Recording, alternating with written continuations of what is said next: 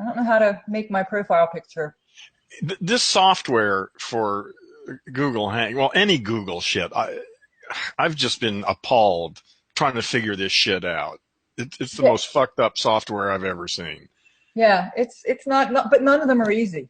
It's not like there's another alternative. It's super. Well, no, there may not be, but when you come from the Mac world where they sort of force the developers to make sense out of shit, you get used to that, you know?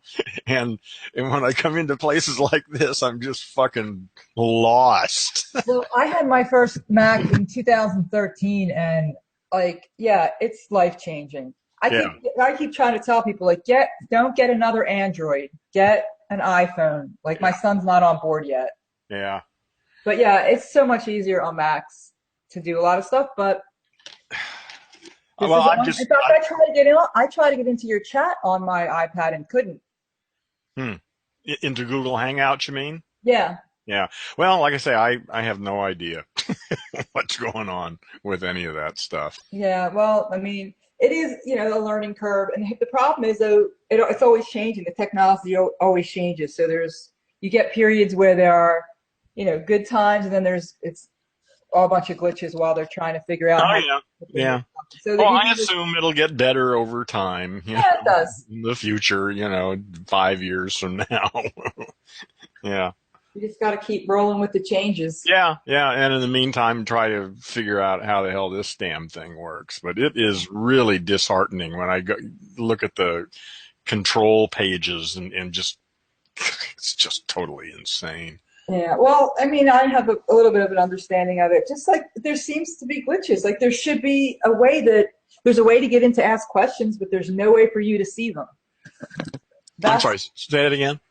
Well, like there's no way for you to see the questions that people could click on the link to be part of the discussion because it has that link next Yeah. to the video, but it takes them to a place where they can ask as many questions as they want, but you'll never see them. Well, I don't know what to say. Yeah. The only Well, we thing got questions yesterday. People were getting questions into me. I mean, that was working. Oh, really? Yeah, yeah. We were texting. Yeah, but that's once we were all in your room and clicked on that special link. That can't happen for strangers passing by. Yeah, yeah, yeah. Well, like I say, I assume we'll figure all this shit out at some point. Yeah. Well, if anyone's listening, you'll have to, get to us another way because we Hmm. won't be able to interact. Hold So, on a second. I gotta send a message to somebody here. Okay.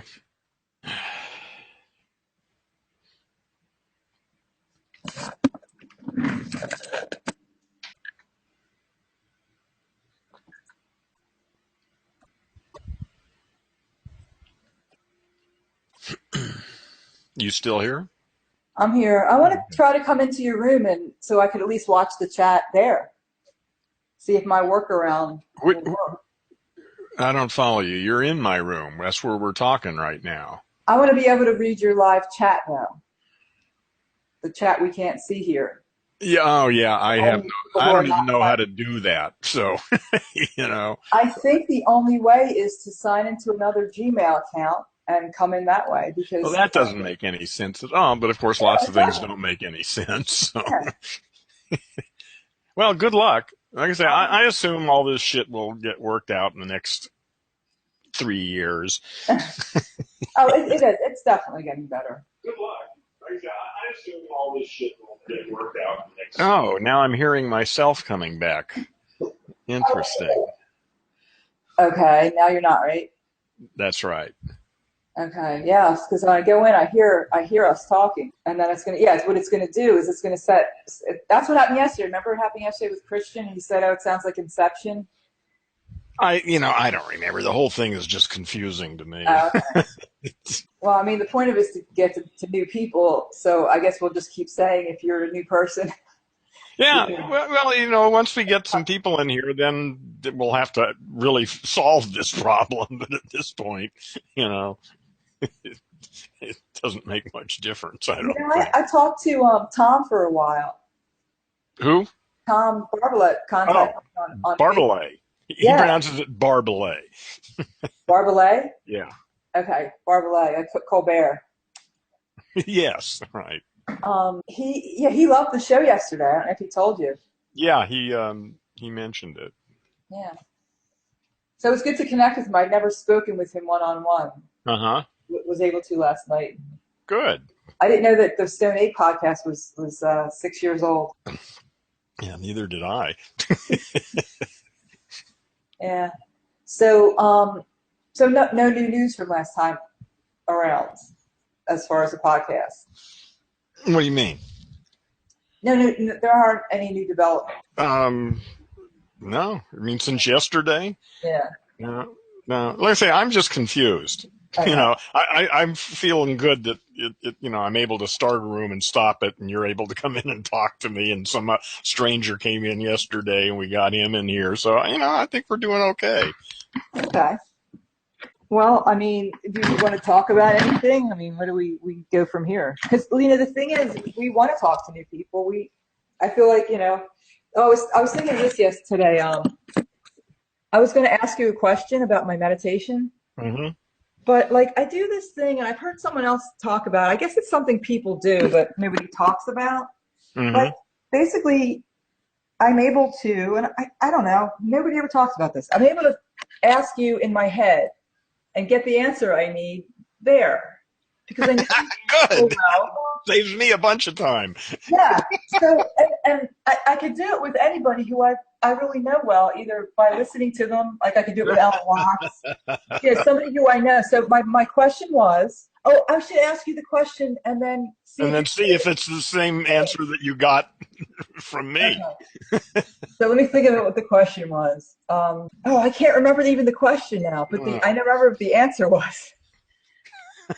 No, we need to know the question before we deal with the answer. It was basically gosh, I can't even. This is really weird because remember I thought I'm going to talk to him about this so I get a chance to today. Yeah. And I can't remember the question, but I guess I'll just go with and next time I do it, I'll write it down. Yeah, you need to write everything down. If you don't, it's gone. Oh, that's so true. You really, I mean, then I get obsessed with writing everything down. Well, you don't have to get obsessed with it. It's just if you want to remember something, you probably ought to write it down. So the question was around the idea of when I feel good, I don't meditate. And I told myself, you can't waste time meditating because you have stuff to do. When you feel healthy and good, you need to be doing stuff in squish, which we need to define for people. And squish is the real world. No. The physical world. The world that's available to your senses. Yeah. Okay, well, that's what needs to be out there. Squish is the world that's available to your senses. That's a nice, quick... Yeah, that is pretty good, and that pretty much gets... Okay. So what is not squish is... everything else. Yeah, so we're not in squish right now. We're in... Well, we're still in squish. It's just that, this is part of the... Well, I use the matrix. I have the squish and the matrix. Yeah. And, I mean, we're never really out of squish, but I haven't actually really seriously defined all these terms. I just sort of throw them out there and hope nobody asks too probing a question. Well, so going back to, I feel like I should be doing my stuff in squish and doing material things, working more and all that. And when I'm not feeling bad, and then I save meditation for when I'm feeling bad, which isn't a good thing to do. I don't. Well, it's probably better than not doing it at all. Yeah. So I was kind of going to ask you about that. Mm-hmm. And I thought about it, and well, you didn't give me the answer. That was basically the question. Okay. What do I do about, feeling good and wanting to abandon meditation, or should I, force myself to, or, I hesitate to give advice on things like this. Everybody really is unique. Mm-hmm. And, I've been a meditator for a long time, and I've gone through lots of phases where I have not meditated for more than a year at a time, probably. And times when I've meditated intensely like the last couple of years.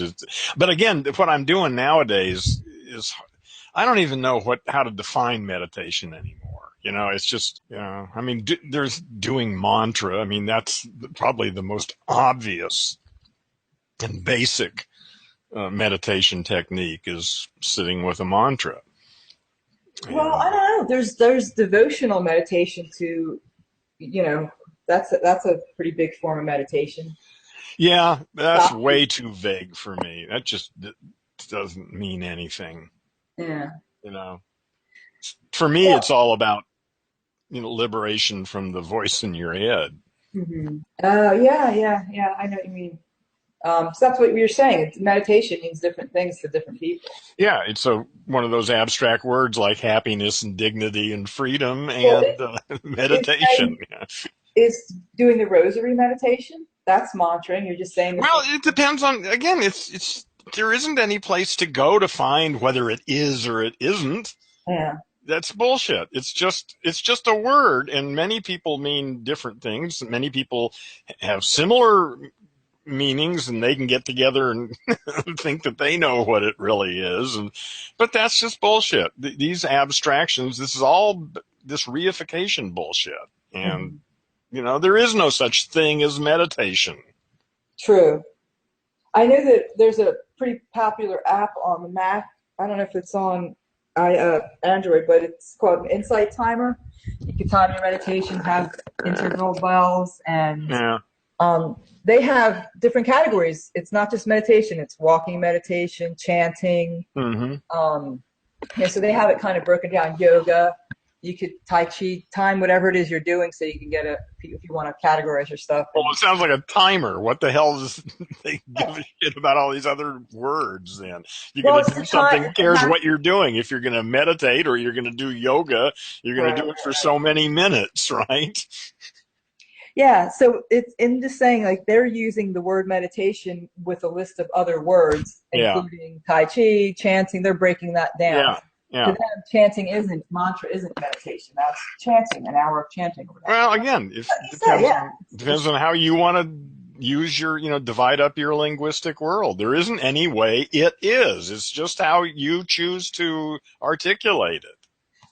Yeah, well, I feel like sometimes I'm just sitting in some kind of thing where I'm sometimes not focusing on anything, stopping my language machine, and then sometimes I'm just observing what I'm thinking about. Yeah. And sometimes I'm thinking about something really interesting and coming to some good conclusions. And I guess, that all. You're talking about when you're in the process of meditation, or you just mean generally speaking? I'm just in the process of, like you said, doing whatever it is I'm doing that there really isn't a name for, unless I'm just sitting and thinking sometimes and sometimes not.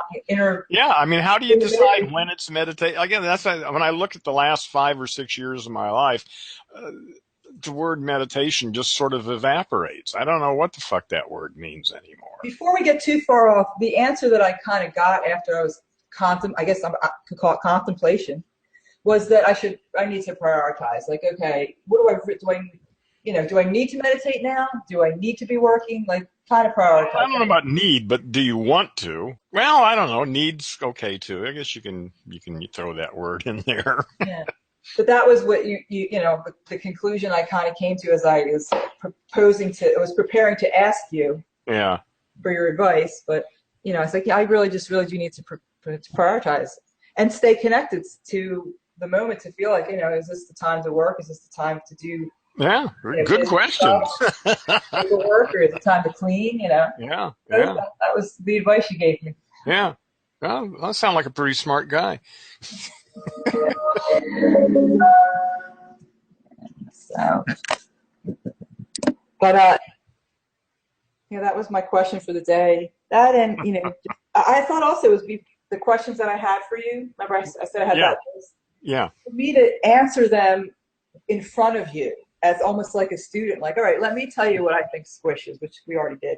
Yeah. But let me tell you what I think, the answers to all the questions are. Yeah, good idea. Yeah. Correct me.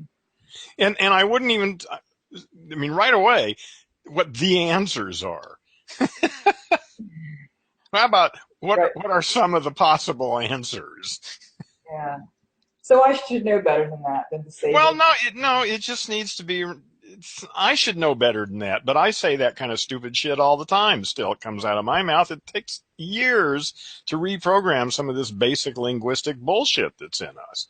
Or maybe it won't take years. Maybe we'll get better techniques. But I mean, the thing is, I hear myself say stupid shit, and I usually catch it. But I Yeah. don't catch it until after it's already come out of my mouth. Tell the story about how this happened to me. I forget the actual story, but I caught myself thinking in I guess gendo terms. Yeah. But you tell a story. You told me a story about you said and I instead of Yeah, right. Yeah, that was Sugar Ray Leonard.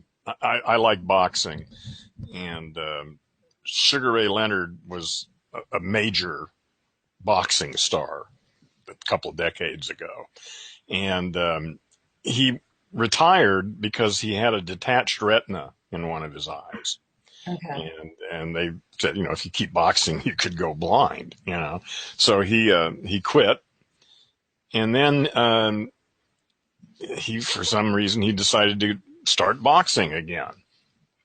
And I was talking to some guy about this, and what I said was, if you get a detached retina in one eye, it's more than likely that you could get it in another eye.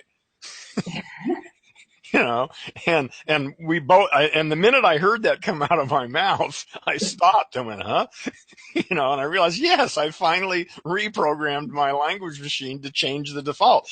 It happened to be wrong in that case, but I mean, that's one of the few cases where the word "the" is appropriate. If you go Appropriate, right, blind right. in one eye, you might go blind in the other one. That So, I wish I would remembered it when it happened to me because I was like, wow, and I was right. I actually said it, but the thing is, like you just said, we know better, but we're so heavily programmed. well, again, the language machine is on auto. It just does what it's been programmed to do until you reprogram it, and that takes time. Well, yeah, I was looking at the proposal that I had written about the show. I'll have to send it to you again so you know what I'm talking about. But one of the titles was Unconscious Language Monkeys in Rehab, which you should define now too. Like, that's a great term. Like, and I think other people have hit on it, whereas we're just monkeys with language and tools. Well, most monkeys use tools. Shit, all sorts of animals use tools. Tools doesn't make us special. The only thing that we got going for us really is language. Mm-hmm. That's what makes us different. So when we say language monkeys, we mean The monkeys that actually have language, not all the rest of the monkeys they have language too, but again, we've got a very different one. well, theirs might be sophisticated too. Now I'm thinking of it. An unconscious language machine. That term. Well, unconscious language machine aren't terms that I use together like that. Uh, Unconscious language monkey. Oh, okay. And But a language machine is just what it is. It's just a machine. It's not conscious or unconscious or any other damn thing. It's just yeah. can you talk about like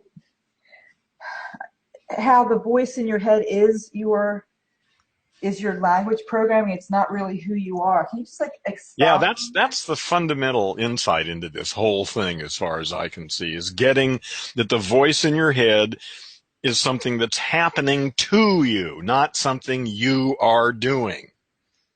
That's it right there. Well, Is how do you getting think that. that? See, how would you convince me of that if I'm I just can't convince you of that. You can convince yourself of that. Meditation is a real good way to find out that you're not in control of your language machine.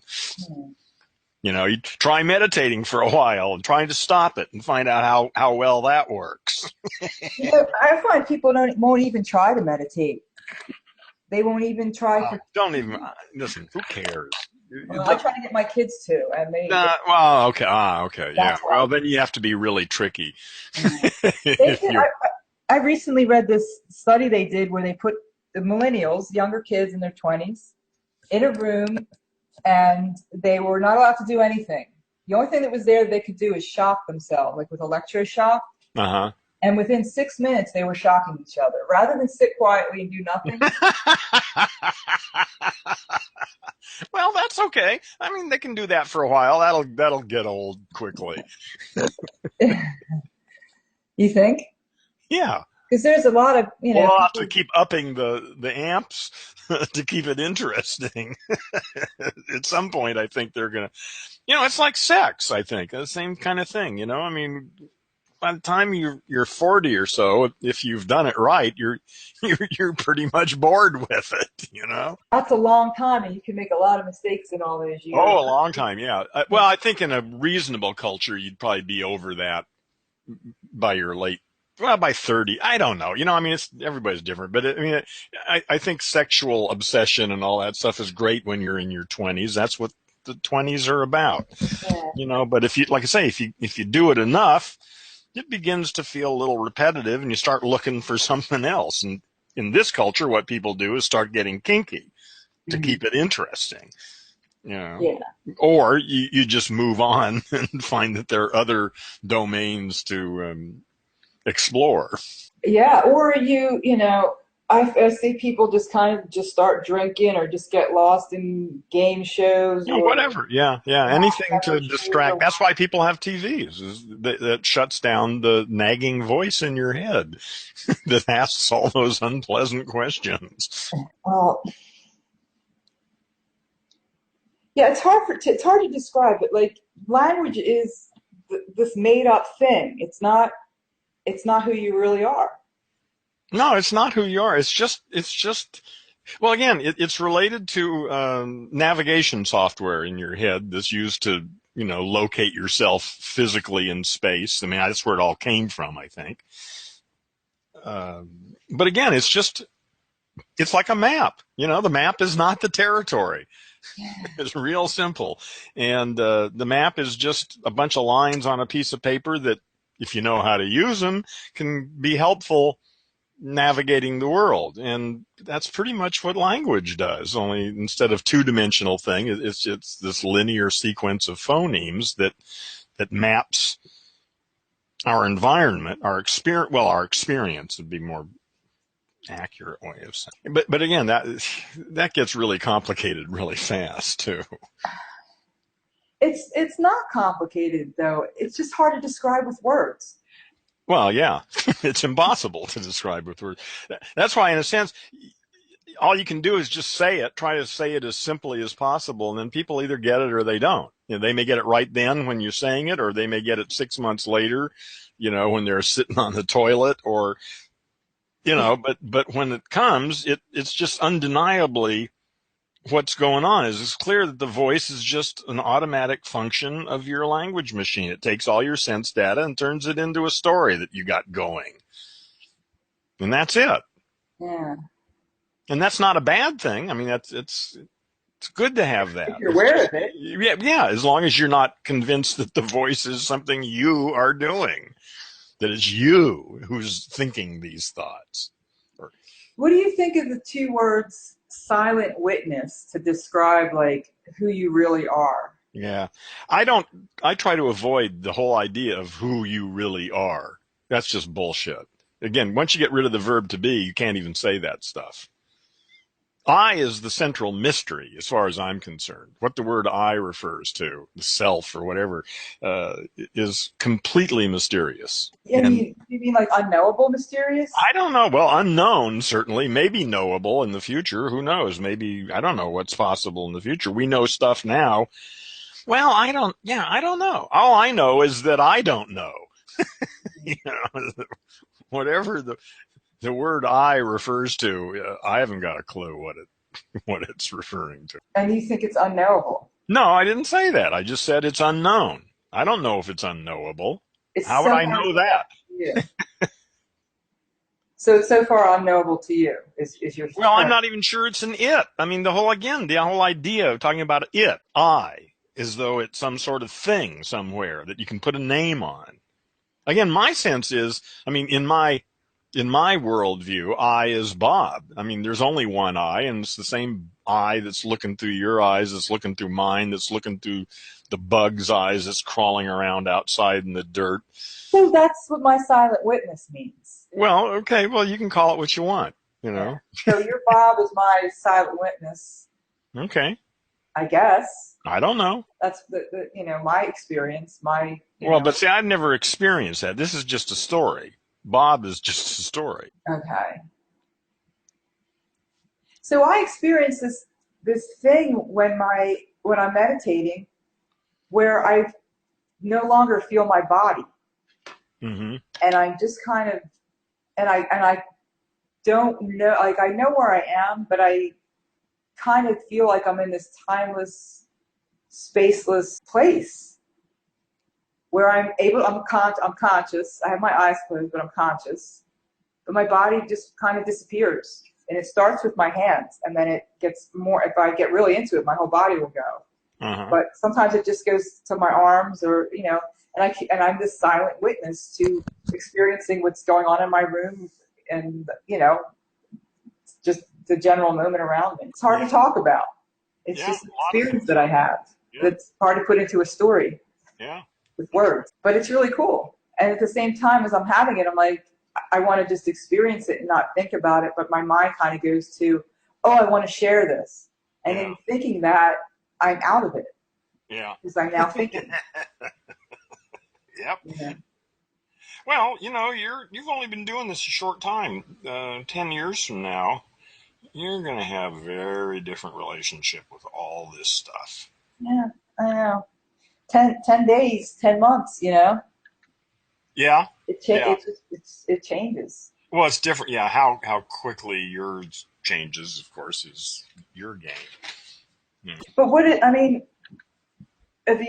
see, now that's where I get into narcissism. If these experiences are just for me, then is the path I'm taking, like, basically a narcissistic path?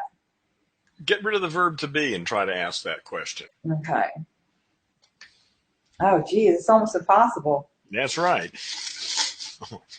When you get really clear after struggling with the verb, and the verb to be is a tough one to get your head around, but once you get clear about that, all sorts of questions just evaporate. Yeah, because that question leads to judgment, mine or others' judgment, which isn't part of meditation. So they The aim is for it not to be, right? Whatever. What's that? Well, so they say. Judgment is a huge part of meditation, dealing with the judgmental mind. That's one of the first things that comes up. Yeah. I mean, it's whatever way you want to word it. Meditation helps to overcome unnecessary, harmful judgments. It could. Yeah. Is one of the many things that could help with that.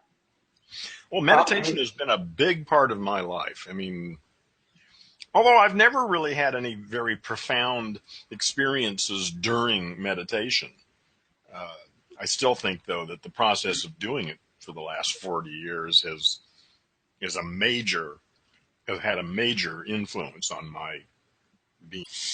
In what ways? I mean, like, what are some of the positive effects it's had? Oh, I don't know. I'm not sure. Yeah. Well, I mean, it's given me an acute awareness of the language machine, for one. Mm-hmm. Well, that's important. Well, it's almost the whole game, as far as I can see, since what I'm talking about is liberation from the trance of language. And seeing the world as it really is. No. As it really is. Get rid of the verbs to be. I know that's tough. That's tough to ask. But. Well, I'm asking this because I know that's, I don't know how to sell this to people. And then don't sell it to them yet until you know how to sell it. Yeah. Well, I'm asking you because I'm hoping you can say, like, what's the benefit? So, people will say, I'm going to get more into this. Well, like I said, my sense is my audience is certainly less than 10% of people, probably less than 5% of people. Mm-hmm. You think they're just, I guess, like, I came to you just because I intuitively felt, and it led some people are ready to jump on this shit. Yeah. And they've already done a certain amount of work, and they already have some awareness of the importance of language, and and all that stuff, but I think that's a relatively small group of people right now. I suspect it's growing, there'll be a higher percentage 10 years or 20 years from now. But right now, most people, this is just not part of their life experience. There's enough distractions that you can really get to be 80 or 90 years old and just get by on distractions. There's certainly plenty of things to do. Yeah. And not have to worry about this kind of stuff. And, Yeah. Yeah, most people are just not, they're just not ready to play this game, or they don't have any need for it. Or, like I say, I tend to see this thing in large planetary overview, and like in metamorphosis, the different cells in the body of the caterpillar have different destinies. Not all of them are destined. In fact, very few of the actual cells in the caterpillar will continue through to the butterfly. Some of the central nervous system will, and some other stuff does. But for the most part, most of the caterpillar cells just eventually die off and are replaced by butterfly cells doing other kinds of jobs. Mm-hmm. And that's the way I see this planetary transition. I don't think most people, I think the real future is the next couple generations of kids. I'm not really, adults can change.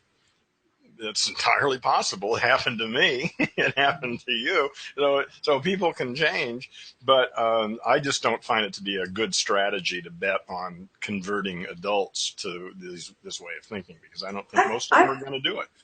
I think if you're in your teens or 20s now, you're going to get bored with stuff a lot faster and realize there's got to be more to life than watching videos and playing games.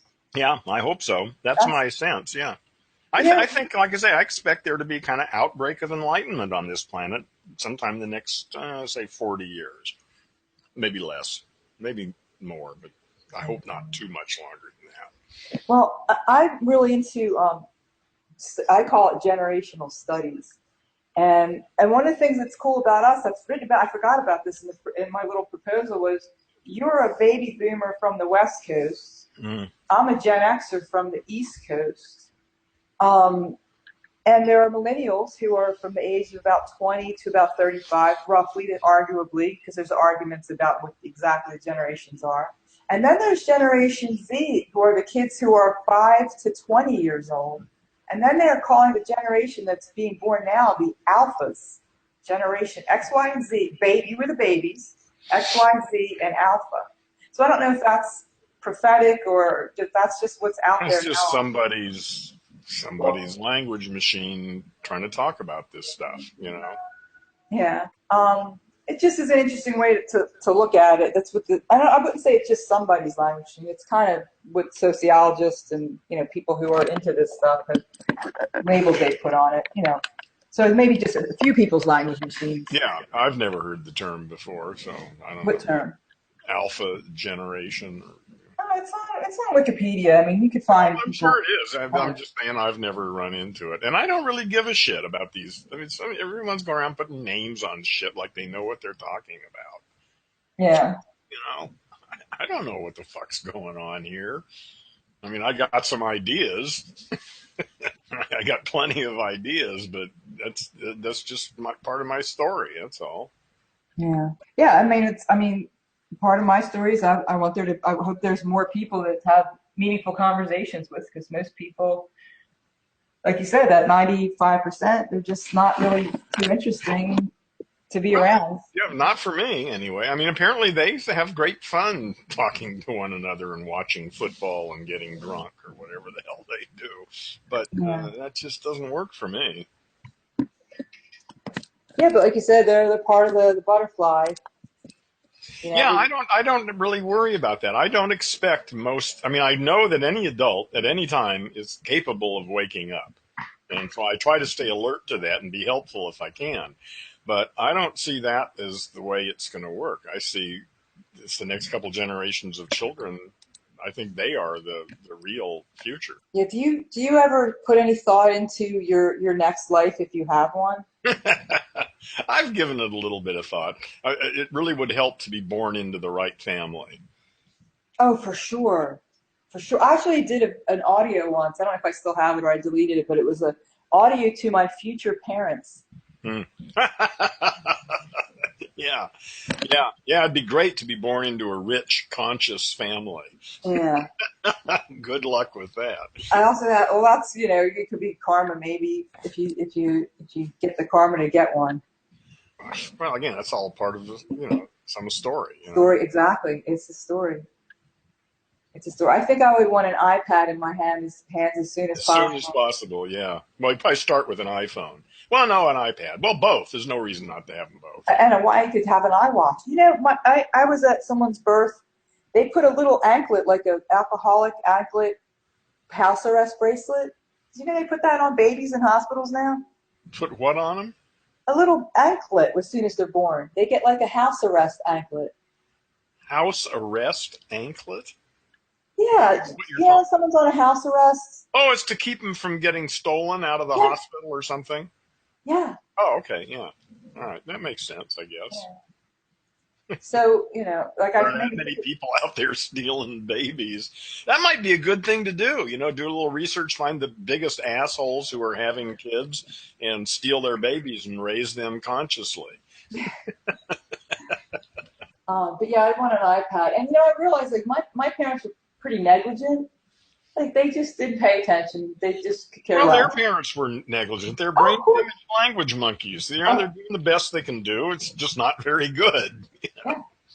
Um, yeah. So it's all, there's no blame to lay. I mean, it's just the Yeah, fact. But yeah, I came to the conclusion last year that was a great set of parents for me to have because they just let me do whatever I wanted. They didn't care.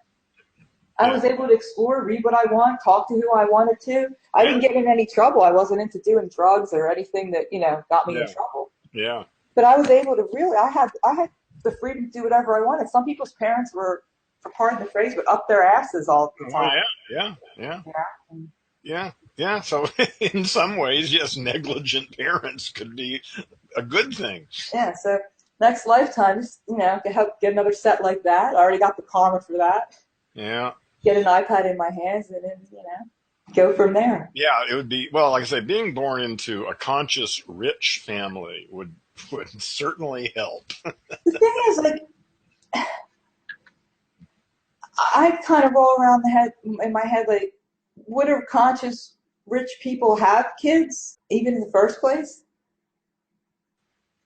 Kid and the challenge of raising a conscious child, that would be awesome. I guess I question if having kids is the decision of a conscious person to begin with. Well, it can. Well, a conscious person can choose any goddamn thing they want to do. Yeah. Having kids especially if you're rich. If you can afford it. Poor people having kids, that's a big problem because they have to work all the time. There's nobody home and blah blah. It's just that's not a good way to raise kids. But Yeah. if you've got the money to raise them, that really goes a long way. They can devote resources to the raising of the child. That's awesome. Yeah. And just I tell my kids, make sure you have a lot of people that are going to help you. I mean, I'm one person, but make sure Yeah. your partner's Yeah, got don't a depend mom. on me. What's that? Don't depend on me for everything. Yeah, I said I'm I'll not help. going to do enough as much as I am going to be available. Yeah. Well, see, I would just tell them don't have kids. I think probably most people just probably shouldn't have kids. I think that's a very rare calling, really. I don't know why most people have kids. They really, that's just bullshit. They just do it because that's what they think they're supposed to do. Yeah, I talked. None of them want to have kids though, so that's good in a way. Yeah. No, if they're just smart enough to know what not to do or what to do to make sure that doesn't happen, then good for them. Yeah, but like I know Alan Watts said this, and it had an impression on me. We don't really know what the implications of not having kids are going to be on people too. I know that for a woman, it's healthy to have a child. It's definitely healthier to have a child than to not have a child for your own body. Yeah. That is a fact. Yeah, I've read. I think I'm pretty sure I've read it over and over again over the past 20 or 30 years. Yeah, that may be. Well, I think that probably is. Well, that's a scientific issue. It needs to be studied more. Found. I would imagine that there are ways to avoid the ill effects of not having children. There are probably Probably. good things about not having children as well as bad things. So that all of that shit needs to be studied. A Hmm. lot more. But I think he was also, Alan Watts was also talking about the, psychological implications or other than physical implications of not having kids, or effects rather, on people. Yeah. Well, it Like, certainly makes a huge difference. God, I can't imagine what my life. Oh, yeah, you I can't could imagine never. what? I can't imagine what my life would have been like if I'd gotten married and had kids and had to have a real job and support a family and a house and put kids through school. And I Yeah. never. Well, I would have. I'd be watching television right now, probably. You'll be Getting ready for watching the the Super Super Bowl. Bowl. When is that tomorrow? Is the Super Bowl tomorrow? It is tomorrow. Yeah. Okay. Yeah. So I'd be all hyped up about the Super Bowl. You think? Are you into Probably. sports? Well, I think if you've got to to have a career and a job and a family, a wife and kids and a house and cars and school and all, I don't. I'm certainly not smart enough to juggle all that and still do the stuff I've been doing. There's no way I could have done it all. I just got. I was fortunate that I got clear on that when I was 20 or Why don't 21. you? I love that story. If you want to tell it again, I'd love Mm. to get it on record. Oh, it's on. It's been recorded several times. I mean, it's in there somewhere in the archives.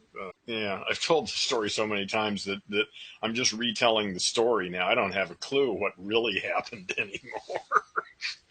You know, it's just another story I've got. Well, I mean, can I tell it in a short form? Well, no, I mean, if it's that important to you, I can tell it. It's not that long a story. It's only 4 or 5 minutes long. So. Yeah, I haven't heard it in a really long time. Well, okay, it's simple. I was 21. I lived in Manhattan Beach, California, a, the greatest place in the world for a 21-year-old guy to live. And I loved living at the beach. Anyway, and I smoked cigarettes back in those days, and I lived about 4 blocks from the pier, which was the central street.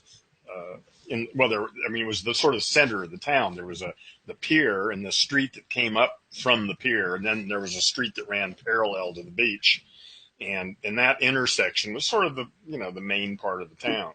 And there was a liquor store on the counter or on the corner there, and so I walked down to the store to buy some cigarettes.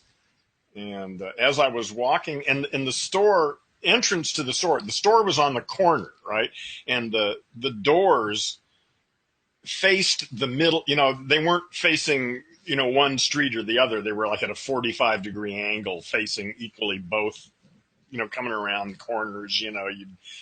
The door was at an angle. So anyway, as I approached the door, this girl in the tiniest bikini and the most outrageous body I think I've ever seen, and beautiful. I mean, I was just stunned by her. And she was like one step ahead of me. She came around the corner, and I don't remember exactly how it went, but anyway, she went in ahead of me, and I followed her in, and I was like immediately entranced. I couldn't get my eyes off her. She was just, God, gorgeous. And so I was sort of following her around, staring at her, and she turned around and gave me this really dirty look, and I realized, oh yeah, that's right. I probably shouldn't just stand here and stare at her. So, and I was standing next to a used book rack. So when she gave me this dirty look, I turned away and I was looking at the used book rack, and I grabbed the book off there. I didn't pay any attention to it. I just grabbed the first book that my hand fell on, and I held that up, and then I continued to follow her around holding this book up in front of my face, pretending to be looking at the book when I was really just checking her out. Hmm. Anyway, next thing I knew, I was at the cash register, and somebody's saying, "Is that all?" And I sort of came to my senses then. And by that time, she was just walking out. There were 2 cash registers. She was at one, I was at the other one. She walked out, and that sort of broke the spell. And I said, no, give me a couple packs of Luckies. And I bought the book, which was 10 cents. because it was a used book. And so I bought 2 packs of cigarettes and a used book, and I went home and threw the book in the trash can because I had no intention of reading a fucking book. I never read anything in my life, you know. So this is what year? Did you say what year This this is is? 1967. Okay. Summer So of Love. Summer of Love. Summer of Love, man. Anyway, so I threw it in the trash can, but apparently I missed the trash can because it was still laying on the floor, and I don't really know how much time passed between when I got home and threw the book on the trash can and missed it, and when I actually started reading it. It might have been a week, it might have been a couple of months. I really have no recollection, but a week or two maybe or something. And then why I started reading it is a little hard to figure. The only thing I can figure is my television must have broken or something. Because Oh yeah, you have to tell your television story too. what? Your television story. I haven't heard that one in a while. What story? You mean about quitting TV? You mean? Yeah. Oh yeah, well that's another story. I was still into TV at this time, and so anyway, for some reason, a couple of weeks, a month, I don't know, sometime later, I was home and there was nothing on TV or something. I don't know. But I saw the book there and I picked it up and started reading it. And I never recovered from that. That book totally transformed my life. I mean, I became acutely aware. And I didn't, but what I experienced was that everything I knew was wrong. And what just the Alan Watts's words woke you up, or was there so? I'm sorry, what? You're cutting out a little bit for some reason. The audio's cutting out. I don't know why. For me. Did you Yeah. wait? Did you mention the name of the book? Oh yeah, it was. See, now you cut out again. I can't hear you at all now. Alan Watts. Same identity. I've been really bored to start reading that. But in any case, like I say, at some point I became aware of the fact, and it was from this idea. You've seen the what is it? The duck rabbit visual thing. You know what I'm talking about? The duck rabbit. No. Well, if you do a Google image search for duck rabbit, you'll see it's a famous picture that if you look at it one way, you see. Oh yeah. Yeah, okay. You can see it as a duck or a rabbit, depending upon how you're thinking about it at the time. Mm-hmm. And I realized in a moment that was all of reality. That all we have is our little stories. That whatever that duck rabbit image is, it's not a duck, it's not a rabbit, it's just a bunch of lines on paper that we interpret as either a duck or a rabbit, and then that's what we see. It's like the old woman, young woman picture too. Yeah, there's a whole bunch of things like that. The vase, the vases that right, are the faces. Faces one way and vases another. And anyway, as a result of reading this book, I just became acutely aware that everything I knew was just the way I'd been taught to think about stuff. And that there were infinite numbers of other ways that are equally as real and totally different. And like I say, it wasn't just an intellectual understanding. I never really recovered from that. I mean, it shook me to the core of my being, and I never recovered. Wow. Was it any specific passage or just while you're reading? No, I've gone back and reread the book, and I can't find it. I have no idea what it is in that book that did it. It's a good book. It's not a bad book. But I was hoping as I read it, I've reread it twice now, twice in the last 10 years, and looking for whatever it was, and I can't find it. So I don't know. I don't know what happened, but that was it. That was it. And the universe just reached in and shook me loose. I mean, I was not interested in this kind of shit. I was interested in cars and rock and roll and girls, and that was pretty much it. Then TV, and all of a sudden I wake that up. You what? I'm sorry, what? You cut out a little bit. You said all of a sudden I, and then I didn't No, hear that. I just realized that everything I knew was just the story I'd been sold. That that you can have more than one map for the territory, and that I'd lived my whole life with a map that would tell me that this is the way the world really is, and it clearly isn't. It's just a way of thinking about things. But again, I didn't have this kind of language to talk about it at that time. All I knew was everything I knew was questionable or wrong. That, as you're telling it, I know I've been into that yogi. I don't know if you've seen me mention him. Yeah. He has a similar story where he just one moment he had this something shook him. I see. I didn't have that where it was just one moment where I was just changed. Like when you describe that girl, like walking into the store, it's a really interesting experience.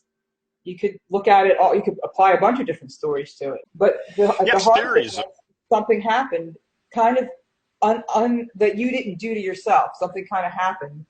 You were one kind of person, and then events all happened. Be they metaphysically, karmically occurring, or just atheistically occurring out of the chaos. It happened to you. Yeah. I certainly wasn't looking for it or anything. It just. And I'll tell you, when I leave my body and just kind of have those meditations I was telling, I'm not doing anything.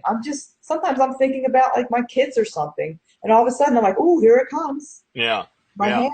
Well, the thing is to take notes on this stuff. Try and learn how to talk. The problem is we don't have good language to talk about these kinds of experiences, and so it's important that we attempt to make more sense out of it somehow. And that means taking notes, and I mean, even though they're stupid and wrong, they're at least a starting point. Yeah. Yeah, I mean, when I try to think about, what was my awakening? Like I said, I didn't have one big thing. Yeah. The one big thing that happened was giving birth to my son. But really, when I look at like what woke me up, I have to say it was getting the internet. Because before then, I didn't know that there were other people, other ways to look at things. I mean, there's only so much you can get out of the Voorhees library and and your neighbors. Yes. And your neighbors and the people that are around you. So I left my husband. I got on the internet in the end of 93, and then I left him by the end of 95. That was it. What took you so long? I was married and had 3 kids. Oh yeah, that's a big step. Yeah, I already, like I said, I did a lot of damage before I even hit 30, and I'm still, I'm still paying for it. What can I do with my life? I can maybe help people not, have some of the pitfalls that I had. Yeah. Because, I mean, and I could look at it in a way. I could tell myself the story. Well, it's all happened for a reason, and it all got me to who I am now, and I'm so glad I didn't change a thing. That's another story. I could look at it that way too. Well, there's no one way of looking at it that's the way it is. There are many stories you can make out of your experience. They're all stories you can make out of your experience. Right. Exactly. I mean, even my life, I'm like, I could paint myself as a loser, or I could paint myself as a any way you want, and whatever you do, that's what you get. Yeah. But yeah, my awakening was just being on the internet in 93 and realizing that there were more people than just the people around me, and there were nice people, and I met lots of nice people. That's really was everything. The internet changed everything. Yeah, internet changed a lot that was a big thing. But I'd already had these other things long before. I mean, back in the 70s. So.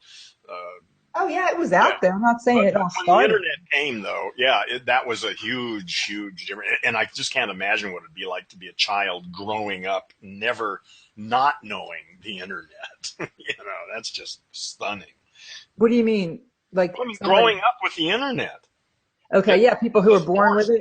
Yeah, who have been born since like the 1990s, say. Yeah, that's my kid. My kids are born then. They've never known. Well, it's the same thing. I mean, this still comes up to me. I mean, there are a lot of people who have never known a time when humans weren't in space, but I know. I spent the first 6 years or 8 years of my life before there was even television. So I know. I feel ancient. That I didn't have all the stuff, like sometimes my son will be like, why did you do that when you were that age? And I'm like, there wasn't any alternative. Like I was 23 in 1988. He's 23 in 2013. That's hugely different. Oh, The two different 23-year-old experience. yeah, two different universes. Yeah, it's amazing, and it's we're only 25 years apart. Yeah. Like, and he gets it, but like sometimes he shakes his head, like, why did you even? Why would you? What were you thinking back then? Yeah, John, I was an unconscious language monkey. What the fuck Yeah. did I know? But yeah, I mean, must be awesome to always have the internet. Although my youngest said she doesn't, her whole life she's had a camera in her face taking pictures of her, meaning me and her Yeah. dad and people. So these kids are, that's mine have said, people have been taking my pictures. So you can't really get on them for their selfies and their, doing all the kind of stuff that kids do. Yeah. Well, they're they're in a different universe. Yeah. Who can say? All I can do is try to talk about language and thinking. And yeah, it's hard for me to imagine what it'd be like to be 20 years old right now. Did you ever have, I know you had your TV addiction. Did you ever feel like you were like addicted to people?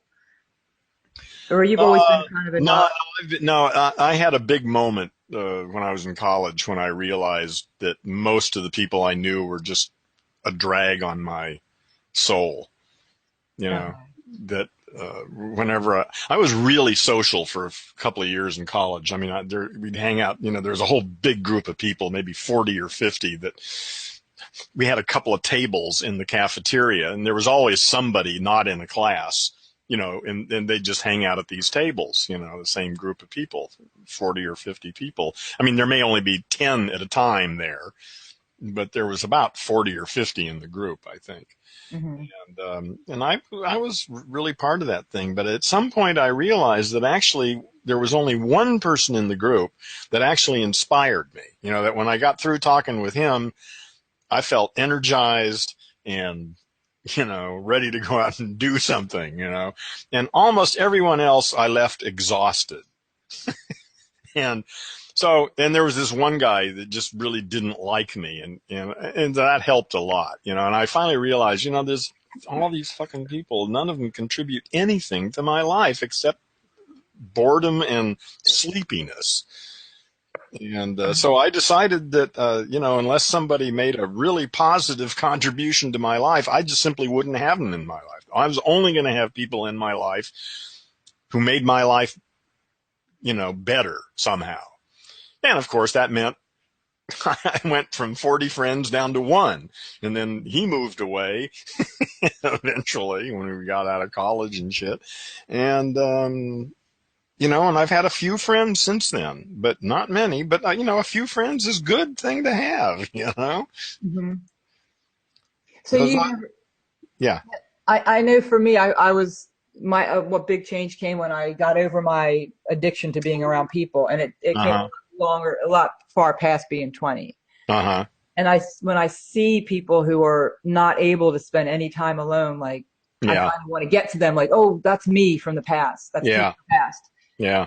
I was, very much addicted to being around people and getting feedback from people Yeah, and sure. spending time with people. That's a major way life works. Now you had something similar with television, and it had an impact on me because that story of you sitting down for 3 hours in front of your television Yeah. and being in that trance, you telling me that put it in my head like, hey, are you doing that with YouTube right now? Are you doing that with Netflix right now? And I have Yeah. to be conscious of it. Am I Good just question. so your story, getting all your stories. Your story is one day you sat down to put something on a videotape, watch No, some. I sat down to watch. I had decided I'd been struggling with TV at this point for a year or more. I realized that I was wasting a lot of time. So, in a way to get around that, I decided I would only watch things I've recorded. That I Okay. wouldn't watch live TV. That Oh, if I there didn't was know that something, part of the story. yeah, Yeah. if there was, so I decided that if there was, I mean, I'd get my TV guide and I'd check it out for the week and see if there were any programs I wanted to watch. If there was something I wanted to watch, I would record it. And then Ah. whenever I felt like it, when I'd get around to it, I would dig up these recordings and watch them. And I did that for several months. But one time, I mean, I had recorded a a show. I don't remember what it was now. Anyway, but when you put and this was back in the VHS days, if you can remember that. Uh-huh. Yeah, you know that stuff. Anyway, so I put when you put a VHS tape into the recorder, there's like 10 seconds or so of live TV before it kicks in. So you put this thing, you turn the TV on, you put this thing in there, and for a few seconds there's live TV, and then the video cassette would start in. But in that 10 seconds, there was a car chase going on. Mm-hmm. And so that caught my attention, and I stopped, the loading of the tape that I was going to watch, and just was watching this car chase. Well, at some point the car chase was over. I don't remember how long, but the next thing I knew, it was like 3 hours later, and I was sitting there mindlessly watching some bullshit show on television. Yeah. And it all started from just a moment, 10 seconds of this car chase, and the next 3 hours was gone. And that just fucking shocked me. Yeah. And the next day I got rid of my TV. You literally toss it in the trash? No, I gave it to a neighbor. Wow. Yeah, that's pretty intense. 3 hours. Yeah, 3 hours later, and I realized, shit, I'm still sitting here. I was going to watch a fucking video, and 3 hours later, I've been watching some shit. I don't even know what the fuck I was watching. I was just sitting there watching some shit on television. Shocking. In my series of my actual struggles that we started talking about. Mein Kampf, huh? Yeah, my struggle. I realize this is what I struggle with. Like, this is what I want people to talk about online. This is what I currently struggle with is it's like, if I don't have something on, my language machine kicks in. And sometimes I'm like, you know what? I don't really want to listen to her. I'd rather listen to that's one of the primary functions of the TV is to shut up your fucking language machine. And it works great sometimes. Oh, it works great. Yeah, it works great. Yeah, I mean, sometimes I want to watch a stupid sitcom that's just junk food. Who says it? Jim Gaffigan says, if you don't like McDonald's, you have a version of McDonald's. It might not be McDonald's, but you have a McDonald's. It might be watching the Kardashians, or it might be, this or that. But yeah, I do watch junk. But then I also, sometimes I want to listen to an Alan Watts lecture, or somebody talking about their enlightenment, or, whatever, or, Stone Date podcast. Yeah. But, and and when I put that on instead of listening to my story being rerun, it does feel better. You know, it's better than listening to it. And sometimes I just keep shutting it off. All right, there she is. There she goes again. Well, I think this will probably change over the years as you get more distance and more awareness of your own language machine, and it begins to reprogram. That won't be such a problem. You won't need television to shut that shit down. Yeah, and I feel like the moment I get bored and I just look for something. You need to get through the boredom. You need to sit there with the boredom and find out where the fuck that's coming from. Yeah, and that's what you always tell me, and that's where I feel like I'm wasting my time. But I kind of, and then I hear your voice go, and that's not a waste of time to just sit there and do nothing, or sit there and think about. It's crucial to get through that, to get past that. I mean, honestly, I don't know I don't even know if I'm ever bored. I don't think I am. I don't know if I am or not, actually, now that I think about it. But I think there's no way around boredom. You can only go through it. And, well, I don't know if that's true. But I think that has to be faced. I mean, if you're watching television because you're uncomfortable, because you're not watching television, then there's something to be learned there. Well, I mean, I kind of feel like it's a little bit like a crutch. Like, all right, well, I'm going to use this as a crutch until I can get to a point where I don't need it at all, or I don't. Yeah. Well, my suggestion is to then at least put on, when you first get the urge to watch something, give yourself 5 minutes before you turn it on. Count to 10, as they say, and see whether or not it'll pass. Well, And then if you go with it, then you go with it and go, okay, well, I'm still brain damaged language monkey. Here we go. yeah. Well, one of the things I do notice that's a positive is that when I am able to be really aware, it's like almost like having a personal assistant, because I'm focused on what's really going on in my life and how to make it better. Even if it's something like, hey, you know what, now that I'm focusing, I really should move this over here. Instead of being in my head thinking about this and that and just going through the motions of cleaning or whatever, because I'm focused and I'm in present, I'm able to better my life. So when I do make those changes, like, wow, that made a huge difference. If I would have just shut up and thought about it and been present, I would have made that change weeks ago. I would have, moved that over here, or moved this over here. So I feel like there's the benefit of it, of being conscious and present, is it just makes my life easier. It sure does. Yeah.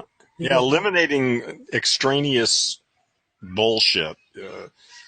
It's hard to imagine how powerful that can be over years. yeah, like you said, I've only been intensely meditating for a short time, and just to see that change, and to think, what is it going to be like in 10 years? Oh, yeah. Well, we'll see. Yeah, you really, like, it's like having someone focus on you. It's like having someone who, like, nobody can care about you like you. Nobody knows what it's like to, go through your bathroom routine in the morning, or how you deal with your meals and dishes. Like, you have to figure that out. And Yeah. if nobody pays attention to it, and you're struggling with it, like, I feel like that's really the only way to get better, is to just have someone focus on you. And who's going to do that but you? Unless you Yeah. pay somebody to do it, pay a No, doctor. no, even that's not. No, there isn't anybody but you. That's it. You're the whole game. That's it, man. There isn't anything else. You're it. I think that's the name of a book. Could be. It's a good title. Yeah, you're it. I think it's an Alan Watts book. No, I don't think so. I think it is. Maybe I don't think it's called You're It, but it shouldn't be too difficult to find. But you know what? I had the idea of, yeah, here it is. Here, I'll show you. I want to do the whole, where is it? I'm still new with this screenshot thing here. Um, there it is. You're it. On hiding, seeking. It's got a subtitle. That's why. Okay, hold on here. Oh, you know what? Maybe not be. It might not be a book. It's audiobook CD. Yeah, yeah. This is not a book. This Yeah, is a lecture he gave or something. Yeah. yeah. Yeah, because I also think, like, hey, even if you get sick and have the best medical help and all the money in the world, eventually no one's gonna be able to help you. You're gonna have to be there and deal with it Yeah. with whatever you have, in your pocket to deal with. I know that when I was pregnant with my son, my first child, I read all the books, every book I could read about childbirth. I had all these tricks in my bag. I was going to try this. I was going to try that. Herbs, homeopaths, meditations, breathing. And like within the first half hour, I had went through every trick I had in the book.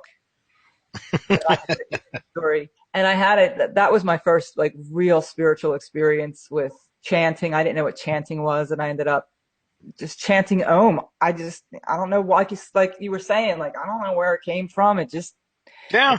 chanting Well, it's Om. all part of it. Yeah, exploring. Yeah, I think that's how it's got to start. It starts off as just some sort of trying shit and see what happens. Yeah, you run out of. It's like that saying, necessity is the mother of Yeah, invention. Like, something like yeah.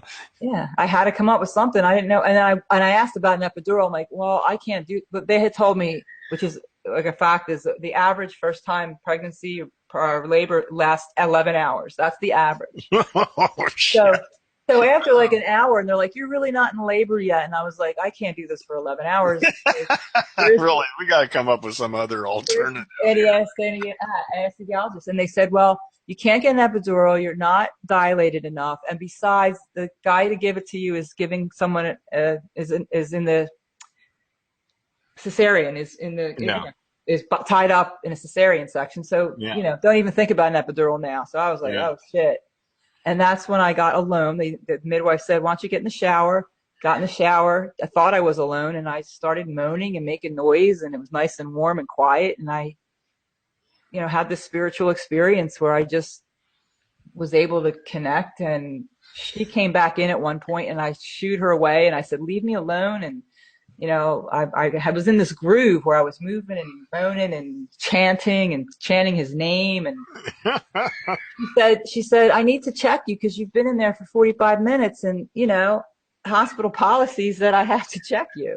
Yeah. And she checked me and I was fully dilated. There was no time for anything else. It took 45 time minutes. to go. Yes, I was prepared for 11 hours. I'm like, oh God, 11 hours. I can't make it. And it was done. 45 minutes. I was done. And then. Well, so averages don't mean shit, actually. Yeah. And she got me out. And my labor stopped for 2 hours after they took me out of the shower, like an animal. Once I got out of being alone, it just. I just can't even imagine what childbirth must be like. That's got to be a transformative experience, man. Well, that's got to be like death, That's exactly what I think. You have to just give up. You have to completely surrender and know it's going to be okay. Yeah, or it's not, whatever, but there's not a fucking thing you can do about it. When I was having my last kid, I remember thinking at the very end, like, okay, I can continue to hold her in or I could let go. Because I knew at that point at the end, I was literally holding her in. Yeah. Well, I can't do this forever. I could stop now or I could stop in 15 or 20 minutes or an hour, but I'm going to do it now. And she was another surprise because once I said to my husband at the time, we were having a home birth and it was just the two of us. I said, I'm going to push. And he's like, all right. And I'm like, all right. And there she was. There it was. Yeah. That's all it took. I had literally been holding her in for, I don't know how long. Yeah. You have to just let go and trust. And well, women, maybe that may be why I think women are more in touch with just about everything than men are. I find men basically, I don't like men very much. I mean, some I do. I mean, it's again 5%. But I guess my sense is 95% men are complete fucking idiots, and probably only about 80% of women are complete fucking idiots. So that's a huge difference. I mean, that doesn't sound so big when you go from 5% to 15%. Good. That's a huge difference. See, I don't agree with you. I think it might be the opposite. Okay. I kind of think men are more honest and more in touch with what's going on. They're it's more because logical. You draw that out of them. Okay. When they're with other men, none of that shit happens. I learned that too from guys saying, you think that guy's nice? You should hear him when he's not around women. Yeah, my cousin told me that about my other cousin's husband. And of course I may be seeing women when they're around me. So, I one of the things I noticed when I did customer service for a satellite dish company was if I had a woman on the phone that was yelling at me and giving me a hard time, if I had and I wasn't doing this consciously, I just noticed it. If I had to hand her off to a guy in another department, she would be real nice, and vice versa. I'd have a guy on the phone, I couldn't deal with his problem. Okay, sir, let me put you on with Bob next to me. He's going to be able to handle me. As soon as he hears hello from Bob, he's fuck this and fuck that and being a complete asshole. At the same time, he's just being a sweetheart to me. And I saw men are nicer to women on the phone. Women are nicer to men. And I didn't do a study, but it was 100%. Yeah, no, that may be it. Maybe, yeah. Yeah, well, from my personal experience, I prefer generally, well, like I say, it's still, most humans are basically unconscious language monkeys. It's just that my sense is that women are better than men mostly. But again, that's just in my experience. So you're right. I feel like women, whatever bad decisions they're making, and the same for men. Like sometimes with women, they're not as in control of what their outcome might be. Like especially in other countries, like they can't help having all the kids that they're having. They have to get married and have all these kids in their religion. So. Well, my experience with California. Women are just trying to survive. Well, even in America, like you got to do what you got to do to survive. And sometimes women make decisions like getting married to men who are not very good men because it's just survival. Well, like I said, staying married to men. I figure 80% of women and 95% of men are unconscious language monkeys, so maybe it's 85% of women. Maybe it's not Well, 8. I don't know. I just make I kind of also sense that women are not really getting to have the childbirth experiences that they could have. And I'm not saying that whatever you've had, whether it be a cesarean or a epidural or various different kinds of Yeah. birthing experiences. But see, I never had any other kind besides the natural kind. It was so empowering and Yeah. life changing. I kind of want to get on my soapbox and say, like, you should do this too because Yeah. it empowers you. But it's If you're ready if you're up to it. I feel like I guess what I'm saying is I feel like a lot of women never get to that level of feeling powerful Yeah. because they Yeah.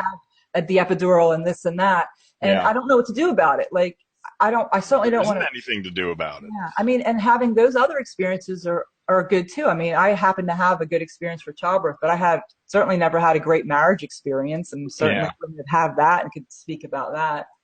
But and that must be empowering too, to have found a really good partner that you can, I really. can hardly imagine that. The idea of being married just is so foreign to me. Even if I was to get married, I don't know if I'd want to we'd have to have a really big place. Like at least a 2-story house where I could take one floor and she could take the other one. And Yeah. that Well, might work. I have a little like utopian idea of like it's not this is like my little Venus project. Here, we'll put that. See, this is what I want to do with these so people could watch stuff I wasn't able to do that before. There's a Venus project and Jacques Fresco, so people know what I'm talking about. JCQE Fresco, if you want to look at. But my little idea is, if we all have pods that we lived in that were like 600 or 1,000 square feet, everyone got their pod, and you Yeah. can move it wherever you want, on top, Yeah. underneath. Yeah. You can have Yeah. buildings that are, thousands of pods high or whatever, not Yeah. thousands. That's I've spent a whole bunch of time developing just that concept. Yes. Really? Yeah. You never seen my drawings about that? No. Yeah, they're just huge towers with domes that they're out. There's a huge tower. It has all the central plumbing and electricity and elevators and all that shit in it. And then coming out from the sides are these pads that you set a dome on. And the dome gets put there from a crane on top of the tower. So that someone pulls up with their dome. It's hauled up and set down on one of these pads. And that's your living space. Then you can move it from one place to another if you want to, or if you like where you are, you can just stay there. Yeah, that's exactly the same idea I have. Yeah. Yeah, I'd like It to makes get like, perfectly good sense. yeah, that's kind of what I want to do with I have three kids. So if we all lived, and everyone kind of struggles to be this independent person, but if we had a place where we could all live, everybody had their own bathroom and their own kitchen. Yeah.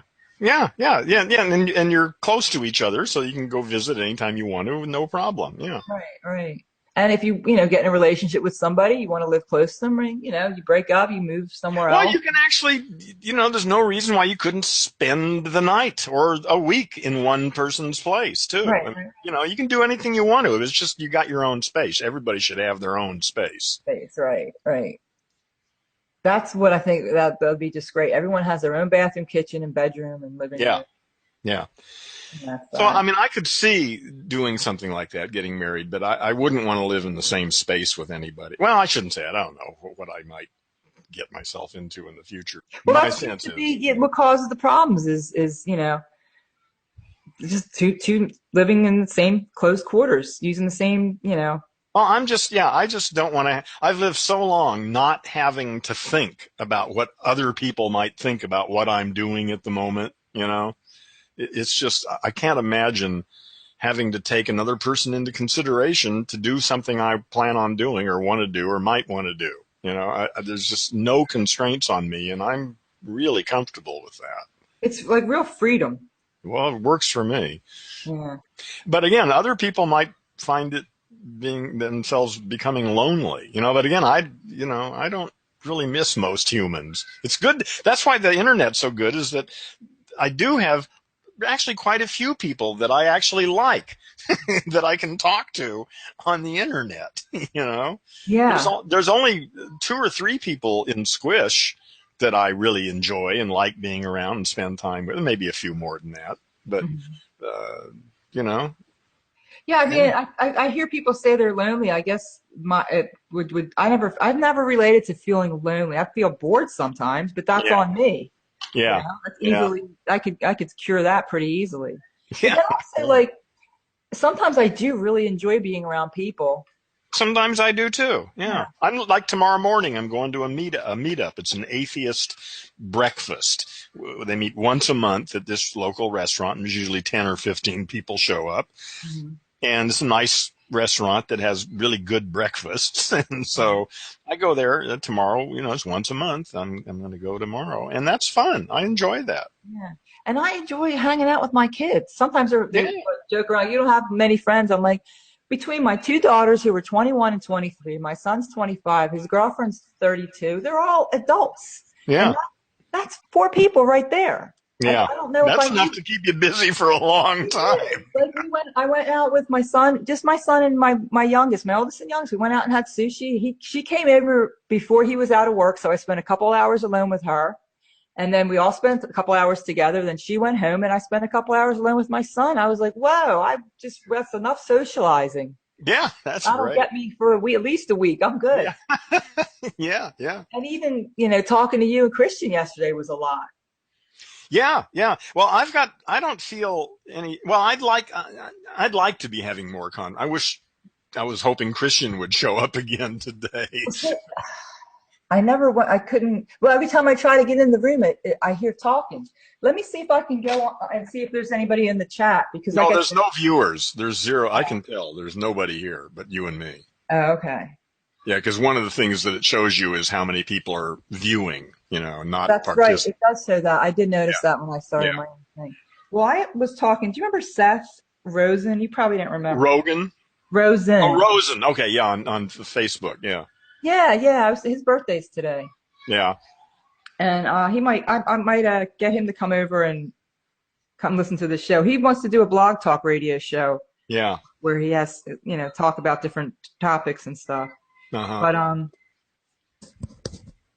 yeah, at some point I'll invite him when it's a little more fleshed out and Yeah, stuff. no, yeah. Listen, like I say, I'm quite pleased with the way it's going so far. It works, and you're here, so there's somebody to actually talk to, and Christian showed up yesterday out of nowhere, and this is going fine. Yeah, Okay. Yeah, I'd like it to be like as soon as it's we get off and it's published to be able to cut it out in clips. But if you think it's enough just to have the talking? Oh, for now, I don't know where it's going to go. I'm not worried about that. We'll work at that. My sense is, well, I just don't know. My sense is I'm not going to use video, but I may end up using video. I really don't like looking at people when I'm talking. It's just an annoyance to me. I want to focus on the language. Okay. I like the idea of like we haven't talked about anything else, but putting up Jacques Fresco or the thing like he said he learned about the Venus or the ashram project yesterday. Hmm. In fact, anytime I talk about something, I want to. Well, I like the fact that you're excerpting these things and posting them. That I would encourage you to continue doing that The at thing is, any way you like. yeah, it takes a long time to do that.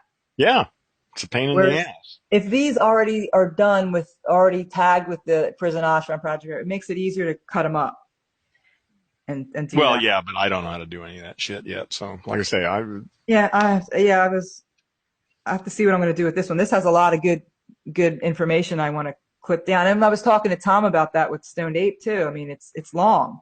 what? What's Stone long? Ape. Did you do the Stone Ape podcast yesterday? Yeah. Yeah, isn't that 2 hours? Well, it's as long as it is.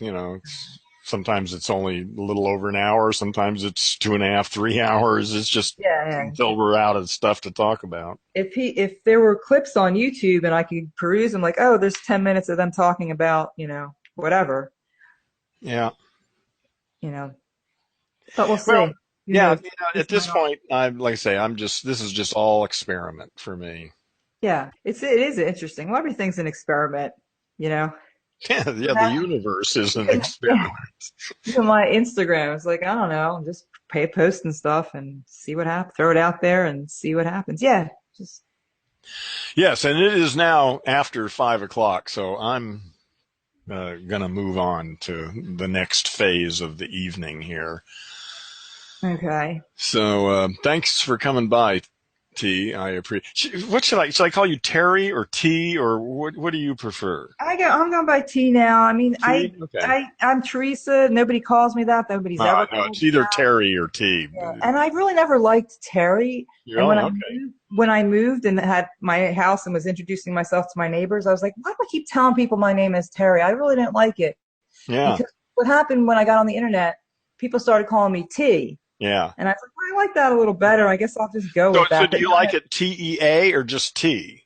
I just like it T, Okay. but Facebook forces you to at least put 2 letters for your first name, and so do a lot of sites. So I Yeah. had to put something Okay. else. Yeah. Yeah. I Okay. drink a lot of tea, and I love tea. Okay. Well, but you would prefer to just, I mean, so I'll just use this, a capital T or a lowercase t. I use a capital T, but I do find some people don't like calling me T. It freaks them out. They Oh, want I to. don't give a shit what they think. It works I'm for like, me. I don't care, T or Terry. I just want to know which one. some people have a hard time with just T. I'm like, well, there's B and there's D, so Yeah, there's. yeah. So get used to it. I mean, Well, yeah. You need to decide what your name is, what you want to be called, and then enforce it. You know. so I'm going with T. I don't know. I just really never liked Terry, and Teresa doesn't No, like. That's not my name. I don't. yeah. Okay, Nobody so T it is. T it is, but in the name of transparency, there's the whole backstory. I don't really care about it. Well, I just it's know what you're. publicly. See, everything is going public now. And I wanted to tell you, this is the first time I've ever been public on the internet. Oh, I mean, with your face, you mean? Yeah. Yeah, yeah. And I didn't my say voice. anything about that yesterday, but I was a little surprised. Yeah, I figured, I don't want to not. The other times I didn't want to be affiliated with other things that Yeah, like there's this other, well, not anything bad, but just like I felt like, well, I'm definitely, everybody who knows me knows I'm into this kind of stuff, and it would be great if someone recognized me because I do want to be, known for this. So yeah, I figured, let me just put my face yeah, out there, see yeah. what Go happens. for it. I think it's. I'm glad. I didn't, like I say, I didn't choose to talk about it, but I was a little surprised. Yeah, I figured, worst case scenario, I'll just say, can you take it down or whatever? But no, they're Yeah. fine. Well, listen, the worst thing that could happen probably is that you'd get outed somehow. Hmm. But of course, once that actually happened, you'd probably discover that it's totally meaningless and doesn't make any difference at all. Yeah, probably. Yeah. But I don't know. It's something we all have to deal with. How private are we going to have our lives now? Yeah. See, I never have worried about that. I don't give a shit. A couple of times I've had some people take offense at some of the stuff I was saying and had a little bit of a scare that they might actually come by and shoot up the house or something, but nothing ever happened. And that worries me a little bit, but I just don't give a shit, at this age, what are they going to fucking do? Kill me? Yeah. Big fucking deal. Yeah, I mean, one of my kids looks at it that way. If somebody kills you, they kind of did you a favor. Well, I don't know about That's a what she, favor, that's but what she says. That's what she. yeah. Yeah. Well, whatever. If they kill you, they kill you. I mean, I'm not looking for that, but yeah. What happens, happens. You just deal with it. That's all. Yeah. Hey, you make if you want to be more private or less private, that's really going Yeah. to be everyone's call. I mean, it's something we all have to think about now. Yeah. Yeah. Well, I made the decision quite some time ago that I just am going to be out there with everything I've got, and and so far, nobody's killed me, so I guess it's working. Yeah, age does make it easier. Like, yeah, you just realize that you're not going to be here forever anyway. You want to be vocal about some stuff, and you want your story to be heard. Yeah. Yeah. That's why a couple times I preface things saying this is never talked about. I want it to be out there and talked about. Yeah. And I know Terrence McKenna says, if he says a quote like, if my experiences is only, I can't think of the quote. Basically, he's saying that your experience isn't just your own. There's somebody else out there who's had that experience. Yeah. Yeah. And if you don't Yeah. share it, it does make you think that you're the only one out there having it. Yeah. Yeah. Yeah. It's important to realize that, yeah, we are not alone, that Yeah. there are other people who could benefit from the shit we've been through. Right, right. And, and then if you don't show your face, that becomes an issue too. Yeah. And if Well, you I don't don't know. and you I get haven't had that popular, problem because I haven't worked on visual media before. yeah. So this is, I mean, everything I've done before has been totally audio. So it hasn't, you know, Well, from my research, if if you're an anonymous whatever, and you get popular, there's going to be somebody that's going to dig you up and expose you. So there oh really is, yeah, yeah, yeah, you really yeah, anonymous, anonymous, anonymous. So yeah. No, these can't do that. It's just, there's just no point in right. trying, as far as I can see, you know.